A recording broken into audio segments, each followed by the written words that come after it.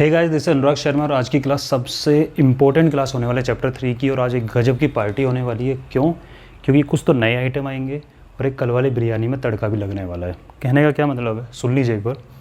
हमने pair of linear equation two variable की बात की है। कल मैंने पूरा बेस बताने का ट्राई किया था कि टू लाइन्स हैं जो, ठीक है, इंटरसेक्टिंग कब होगी, कोइंसिडेंट कब होगी, पैरेलल कब होगी, नो सॉल्यूशन कब आएगा, यूनिक सॉल्यूशन कब आएगा, इनफाइनाइट सॉल्यूशन कब आएगा, कंसिस्टेंट कब होगा, इनकंसिस्ट कब। ये तो कल वाली बिरयानी अपनी रेडी रखी है, उसमें तड़का मार के दोबारा खाएंगे उसको, ठीक है। और साथ में एक नई चीज़ बताने वाला हूँ। मैंने कहा था कि ग्राफिकली आप उस चीज़ का पता लगा सकते हो। देखो सीधी सी बात है, बहुत इंपॉर्टेंट क्लास होने वाली है, तो आराम से एंजॉय करके सुनते रहना इस चीज़ को। अपने फ्रेंड से शेयर भी कर देना इस चीज़ को, क्योंकि जो स्टोरी बना के सुनाने वाला हूँ ना, ऐसा कोई नहीं सुनाने वाला आपको, ठीक है। सुन लो, ग्राफिकली हमने देखा था कि टू लाइन्स होती हैं। टू लाइन की कंडीशन सिंपल सी होती है। पहले देखो पेयर ऑफ लीनियर इक्वेशन क्या है, a1x plus b1y plus c1 equal to 0 and a2x plus b2y plus c2 equal to 0। Equation number 1, equation number 2, linear equation in two variable, linear equation two variable, and now they are pair of linear equation two variable. तो हमने देखा था कि जब आप इसका graph बनाते हो एक लाइन आती है, कैसे हो सकती है, लेकिन रहेगी स्ट्रेट लाइन। ग्राफ बनाते एक लाइन आएगी, रहेगी स्ट्रेट लाइन। अब ये दो लाइन क्या हो सकती है, दोनों लाइन क्या तो मिल सकती है। तो जिसने नहीं देखा है पहले वाला लेक्चर वो देख लेना, क्योंकि पूरी रेडी वहीं पे रखा हुआ है मामला ये, ठीक है। आज भी बताऊंगा, लेकिन सुनो अभी। फिर मैंने कहा था कि अगर ज़रूरी है कि ग्राफ बनाने के बाद ही आपको पता लगे कि क्या होने वाला है, बिना ग्राफ बनाए पता नहीं लगा सकते हैं? बिल्कुल पता लगा सकते हैं। और पता लगाने का तरीका है ये, a1, a2, b1, b2 and c1, c2। क्या चीज़ है, सुनना, बड़े मज़ेदार स्टोरी है। कैसे पता लगेगा? इनके रेशियो का यूज़ करके पता लगेगा।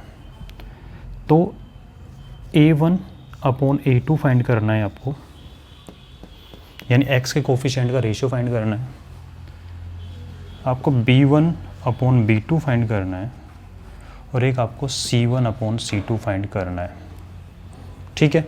अब सुनते जाना।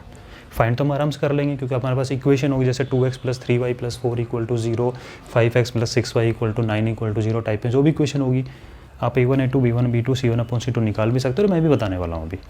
मज़ेदार कहानी क्या है वो सुन लो। इनका जो रेशियो फाइंड करोगे, इनमें क्या क्या सिचुएशन बनने वाली है। हो सकता है कि a1 अपॉन a2 की वैल्यू b1 अपॉन b2 के इक्वल ना आए, चांसेस हैं। हो सकता है कि a1 upon a2 b1 upon b2 और c1 अपॉन c2, बस थोड़ा सा वेट करो, मूवी स्टार्ट होने ही वाली है। अभी जो स्टोरी बता रहा हूँ वो स्टार्ट होने वाली है। इनकी वैल्यू सेम आ जाए। एक हो सकता है कि a1 अपॉन a2 और b1 अपॉन b2 तो सेम हो, बट ये c1 अपॉन c2 के इक्वल ना हो। ये कंडीशन हो सकती है। करेंगे, क्वेश्चन निकल के आएगी। असली कहानी यहाँ से स्टार्ट होती है कि बुक में गिवन है कि अगर ऐसा हो तो इसका मतलब होता है यूनिक सॉल्यूशन, यानी इंटरसेक्टिंग लाइंस, इंटरसेक्टिंग लाइंस। यानी ये टेबल देखना, बहुत मज़ेदार कहानी से समझाऊंगा और याद भी अभी हो जाएगी आपको, ठीक है।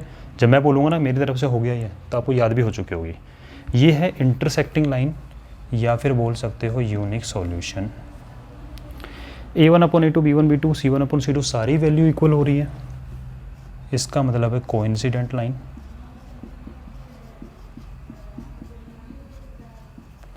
एंड इसका मतलब होता है इनफाइनाइट सॉल्यूशन, ठीक है। ये नया चल रहा है और अभी तड़का बिरयानी वाला आने बाकी है, अभी कल वाला। और अगर ऐसा हो ये इक्वल है बट ये इक्वल नहीं है, दैट मीन्स पैरेलल लाइन।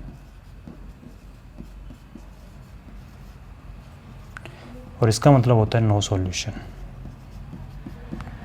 और कल मैंने आपको बता चुका हूँ कि जो पैरेलल लाइन या नो सॉल्यूशन वाला केस है, इस चीज़ को बोलते हैं हम इनकंसिस्टेंट। क्या बोलते हैं? इनकंसिस्टेंट। चलो यहाँ लिख देते हैं,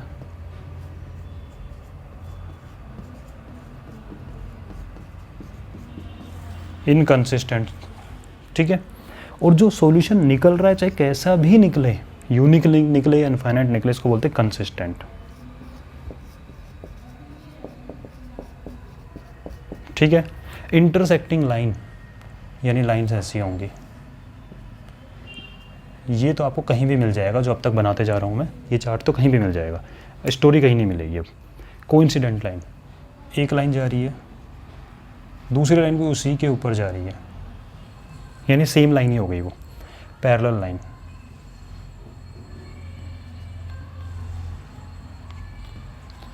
तो भैया जी ये तो है अपना नया सामान आज वाला, ये है कल की बिरयानी। अब उसमें तड़का लगेगा और ये वाला भी आपको मज़े से समझ में आने वाला है। तो बोलते ना कि कुर्सी की पेटी बांध के बैठ जाओ अपनी आराम से, और आराम से मस्ती से सुनते चलो, ठीक है। ये मैंने कल बताया था कि लाइंस अगर इंटरसेक्टिंग होती हैं, इसका मतलब क्या होता है कि घर में दो लोग हैं, ठीक है, कोई काम की बात करी, ठीक है, आपने बोला कि भाई देखो एक सॉल्यूशन के साथ बाहर आना है रूम से, आपने दो लोगों को रूम के अंदर छोड़ दिया, इसने अपने कुछ विचार रखे, इसने अपने कुछ विचार रखे, इसके विचार सुने गए, इसने इसके विचार सुने, इसने इसके विचार, दोनों मिलते मिलते एक कॉमन पॉइंट पे निकल गया, हाँ यार ऐसा कर लेते हैं।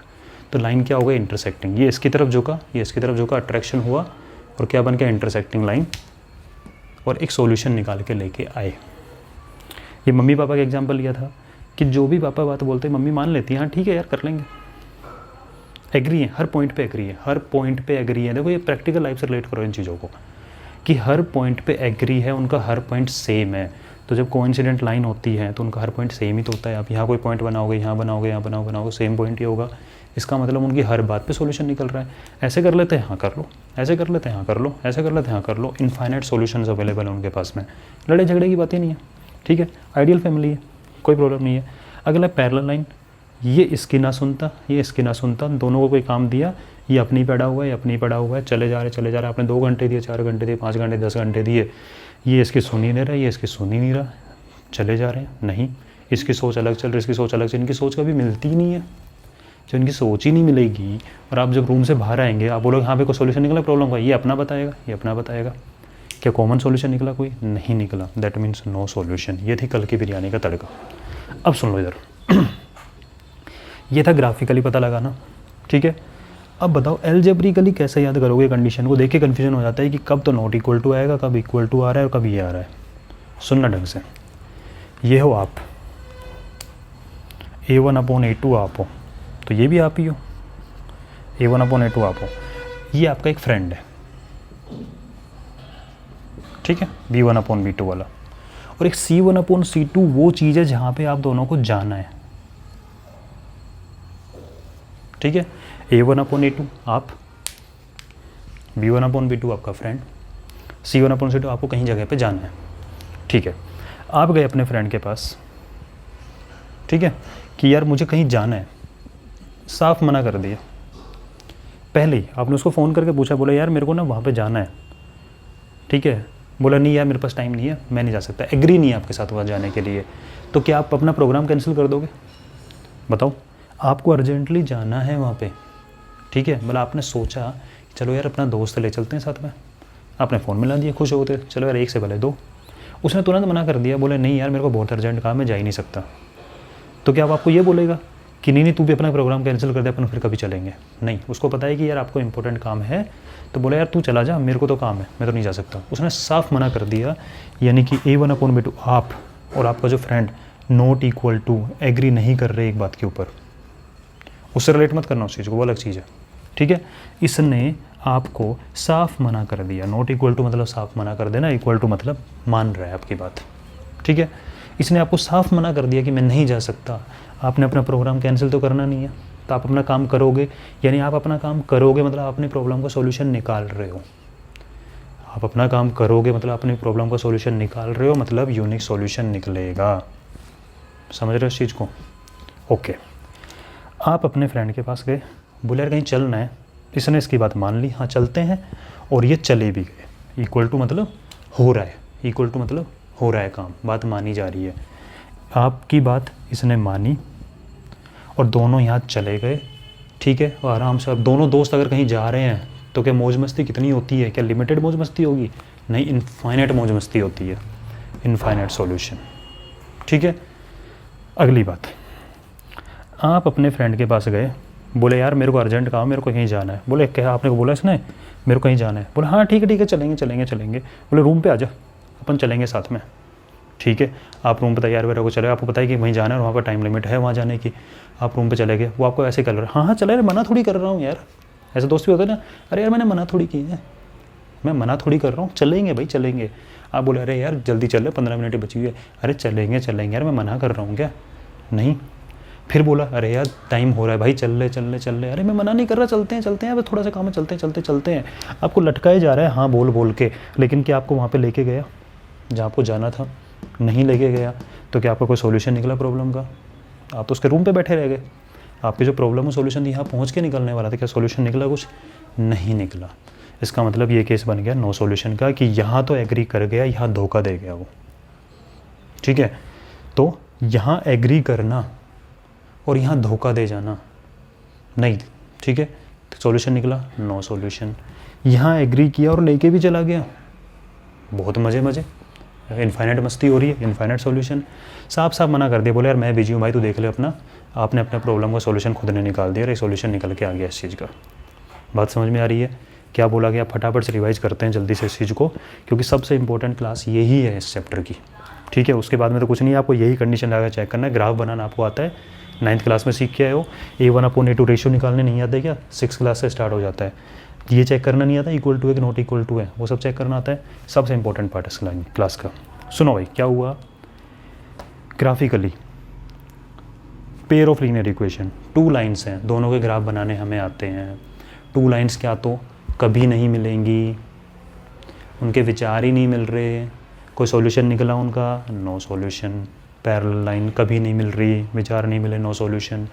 2 लाइन एक जगह पे मिल गई, एक पॉइंट पे मिल रही है, तो एक सॉल्यूशन निकलेगा कि नहीं निकलेगा? Intersecting line, unique solution. Coincide कर रही है हर पॉइंट पे, एग्री हो जाते हैं यार एक दूसरे के साथ में, तो infinite solution, coincident line. A1/A2 B1/B2 not equal to, और हाँ आपके मन में आ रहा होगा सर अगर यहाँ नॉट इक्वल टू है तो क्या है इक्वल टू C1/C2 आता है? हमें चेक ही नहीं करना। अगर इसने यहाँ मना कर दिया ना, हमें चेक ही नहीं करना C1/C2। आप अपना खुद देखोगे, आपको यहाँ जाना है, कहाँ जाना है, कहाँ करना है, क्या नहीं करना है, वो आपकी मर्जी है। आपने तो बस इसे फ़ोन लगा के पूछा, इसने मना कर दिया, आप अपना सॉल्यूशन खुद निकाल लोगे। समझ रहे हो? तो A1/A2 और B1/B2 नॉट इक्वल टू अगर लगे हुए हैं, आपने फ़ोन किया, उसने मना कर दिया, खुद का सॉल्यूशन खुद निकालना है, यूनिक सॉल्यूशन। ठीक है, उसके बाद में आपने फ़ोन किया, उसने एग्री कर दिया, हाँ चलते हैं, आप उसके रूम पे चले गए, वो आपको लेके भी चला गया। A1/A2 equal to B1/B2 equal to C1/C2, infinite, मज़े ही मज़े, इनफाइनाइट सॉल्यूशन। A1/A2 B1/B2 यहाँ एग्री करा, रूम पे बैठा के टरकाया जा रहा है, यहाँ धोखा दे दिया, लेके ही नहीं गया, क्या प्रॉब्लम का सॉल्यूशन निकला आपका? No solution. तब क्वेश्चन कैसे बनते हैं इससे? ख़त्म ऐसे नहीं करेंगे, क्वेश्चन कैसे बनते हैं इससे? क्वेश्चन ये बनेगा, इफ़ 2 लाइन्स आर इंटरसेक्टिंग, इससे क्वेश्चन बहुत बनते हैं कि if 2 lines are intersecting, they have intersecting, 8 point में मिल रही है, unique solution. If 2 lines are parallel then they have, parallel है, मिल ही नहीं रही है, नो सॉल्यूशन। रटना नहीं है, समझना है इस चीज़ को। If 2 line are coincident they have infinite solution. If A1/A2 not equal to B1/B2 then what is the nature of 2 lines? A1/A2 not equal to B1/B2, दोस्त ने पहले मना कर दिया, अपना काम खुद करना है, यूनिक सॉल्यूशन निकालना है, लाइन इंटरसेक्टिंग। चीज़ों को जोड़ते चलो इन चीज़ों को। A1/A2 not equal to B1/B2, खुद का सॉल्यूशन खुद निकालना है, यूनिक सॉल्यूशन मतलब इंटरसेक्टिंग लाइन। कुछ भी पूछ सकता है इसके अंदर से, ऑब्जेक्टिव क्वेश्चन बहुत शानदार बनते हैं। If A1/A2 equal to B1/B2 equal to C1/C2, what is the nature of 2 lines? A1/A2 equal to B1/B2 equal to C1/C2, दोस्त ने बोला, दोस्त मान गया, हमें लेके चला गया, को मजे इनफाइनाइट सॉल्यूशन मतलब कि coincident line. If A1/A2 is equal to B1/B2 but not equal to C1/C2, धोखा दे गया, कोई सॉल्यूशन नहीं निकला इस चीज़ का। जब कोई सॉल्यूशन निकला तो पैरेलल लाइन्स। बताओ, अब अगर कोई है बच्चा कि जिसको याद नहीं हुआ हो तो भाई कमेंट में लिख देना, ठीक है? और पसंद आया ना लाइक ज़रूर करना, अपने फ्रेंड के साथ शेयर करना, ज़्यादा से ज़्यादा सब्सक्राइब करो चैनल को और रेगुलर स्टडी कर दो, बड़े मज़े से पढ़ने वाले हैं अभी अपन, ठीक है ना? तो ये था आज की कहानी यहाँ तक की। अब इससे रिलेटेड क्वेश्चन कराता हूँ और फिर बात चलते है। एक बार इसको नोट कर लो अच्छे से, चाहो तो एक बार इसका स्क्रीनशॉट ले लो, आराम से डिटेल में लिख लेना। अब करते हैं इससे रिलेटेड क्वेश्चंस।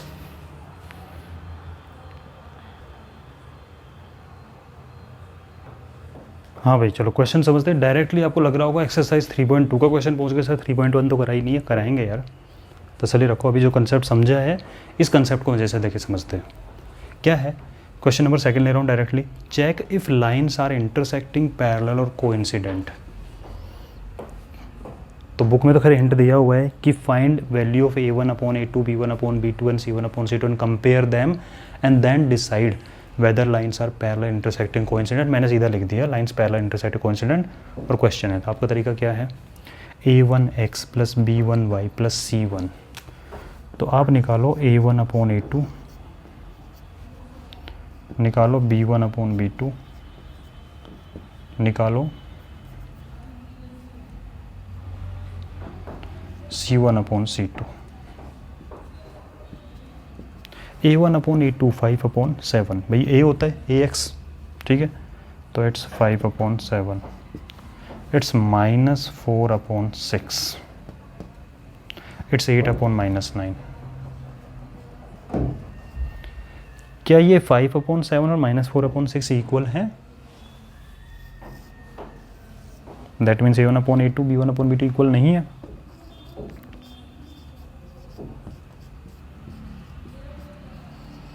है ही नहीं इक्वल, ठीक है। अगर इक्वल नहीं है इसका मतलब क्या हुआ, दोस्त ने आपको मना कर दिया, आप अपना काम खुद निकाल के जाओगे, मतलब क्या हो गया, आपका यूनिक सॉल्यूशन निकलेगा, मतलब इंटरसेक्टिंग लाइन होगी। इस तरह से रिलेट कर करके याद करो चीज़ों को, ठीक है। जैसे हमने नया चैप्टर नंबर 8 में किया था, टेबल याद करी थी रिलेट कर करके कि tan पूछा है तो tan साइन अपॉन कोस होता है, ये इतना होता है, ये इतना होता है, इस तरीके से, ठीक है। दैट मीन्स हम पूरा लिखेंगे unique solution, that means intersecting line.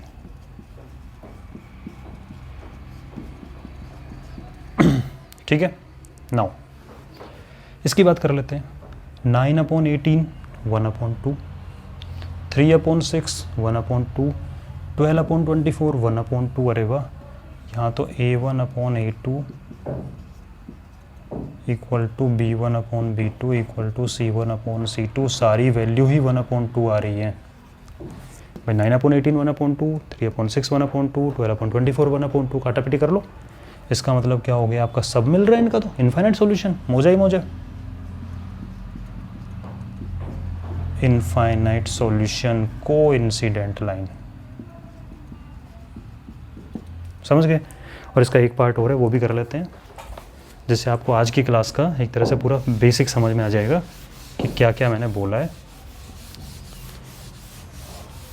इस वे में, स्टोरी के वे में याद करोगे तो ये चैप्टर की ये वाला ट्रिक तो कभी ना भूलने वाले। 6x - 3y + 10 = 0, 2x a1 upon a2 6 upon 2, ठीक है। That means 3 upon 1, b1 upon b2 -3 upon -1 means 3 upon 1। और यही वो धोखेबाज दोस्त है जो आपको रूम पे बैठा लेता है और बाद में टरकाता रहता है। और c1 अपॉन c2 आलसी कहीं का, लेके भी नहीं गया आपको कहीं। तो a1 अपॉन a2 तो equal to b1 upon b2 हो गया, और आलस फैला दिया रूम पे बुला के, और बाद में क्या बोला, चलेंगे यार, मना थोड़ी करते हैं, ठीक है। Not equal to c1 + c2, that means a1 upon a2 equal to b1 upon b2 not equal to c1 upon c2। आलस फैलाने वाला, कोई सॉल्यूशन प्रोवाइड नहीं करने वाला, इसका मतलब पैरेलल लाइन। बताओ मुझे कोई प्रॉब्लम अगर आज की क्लास के अंदर हो तो बोलो, ठीक है। आज की क्लास को इतना ही रखते हैं जिससे कि आपको ये कंसेप्ट क्लियर रहेगा कि क्या चीज़ है। अब सुनो भाई, आप लोगों के लिए होमवर्क है, ठीक है। होमवर्क ये है कि मैं एक एग्जाम्पल तो करवाऊँगा नहीं, राइट। प्रॉब्लम आएगी तो मुझे नंबर आपको मैंने दे रखा है 8001242223 पे मैसेज करो, किस किस एग्जाम्पल में प्रॉब्लम है, वो ही एग्जाम्पल कराए जाएंगे, ठीक है। नंबर आपको पता है, और मैं बताता हूँ कौन कौन से क्वेश्चन आप इजीली कर सकते हो। तो example number 1, let us take the example, equation दे रखी, इक्वेशन से आपको ग्राफ बनाना है, ठीक है। तो हम बना सकते हैं इक्वेशन से ग्राफ, कोई प्रॉब्लम नहीं, 9th क्लास का कंसेप्ट है। आराम से ग्राफ बनाए जा सकते हैं और आप वहाँ पे चेक भी कर लोगे लाइन कैसी आ रही है, इंटरसेक्टिंग आ रही है, क्या आ रही है।